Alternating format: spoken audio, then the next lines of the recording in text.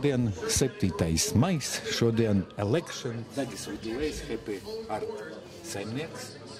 Jā, un šeit atnāca pie mums ciemiņi, jā, un mēs tagad visi vērojām, kādi ir rezultāti, kā beigsies šodien vēlēšanas, kas būs Le Pen vai Macron. Esam bez kāda saimnieka finansējuma, tāpēc ļoti pretējus polārus viedokļus gaidām uz diskusiju pie sevis. Šodien ir arī būtisks moments, kaut arī par viņu neviens īpaši nekautrējās, bet mums kā parasti visos svarīgos brīžos ir pastāvīgi kādi viesi un varētu pajautāt viņiem, kā kurš gaida rezultātu. Es domāju, tā kā pasaulē mainās trends un Brexits, Trumpa, Amerikas tautas izvēle, tagad Le Pen otrajā turē.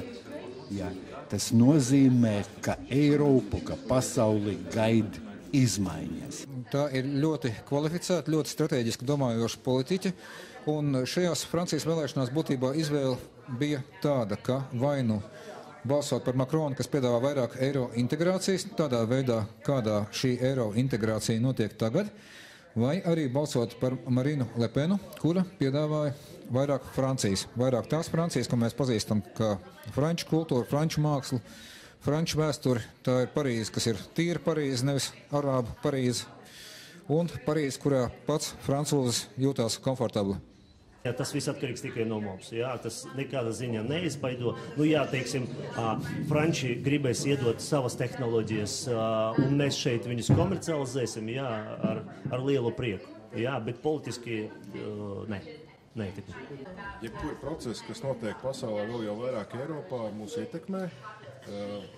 Jebkurā gadījumā, ja procesi iet pretī tam kursam, ko realizē Latvijas politiskā elite pēdējos, jau bail pateikt, cik gadus, ja, kas ir novedusi pie tām sekām, kas šobrīd ir redzams, kad Latvijā bez dažām oāzēm, kur ir skaisti pārsvarā, ir skats, ka vakar beidzies karš, ja, un mēs tik nenormāli pieturamies pie pilnīgi absurdas filozofijas, ja, gan ekonomikā, gan politikā, tad jebkas, kas rada plaisas šajā filozofijā, protams, ietekmē Latviju, un, teiksim, tāda Le Penas uzvara Francijā, viņi viennozīmīgi parāda, ka visi pasaulē nesako kaut kādām mistiskām vērtībām, kā rezultātā dzīvo arvien sliktāk, ja? И я считаю, если они выберут того или другого кандидата, они сделают свой правильный выбор. И если они считают, что мост нужно строить налево, они будут строить налево. Если скажут направо, это их не полностью право выбора. Я больше как-то за Le Pen. Мне она симпатична.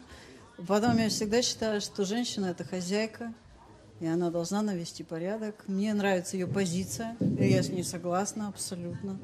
Вот. Par suverenitāti, par to, pa kuru arī cīnās Marine Le Pen savā programmā. Mēs pat mūsu partijas, diemžēl šodien likvidētās partijas suverenitātes programmā iekļāvām vismaz 70% no partijas Nacionālās frontes programmas, bet, kā tas saka, naidnieki viņu tomēr likvidēja. Es domāju, ka jebkurš rezultāts, kāds arī nebūtu, ir Nacionālās frontes uzvara. Un, lai kā aiz Macrona nav nekāda partija, nav nekāda politiska spēka, bet aiz Marines Le Pens ir šis spēks.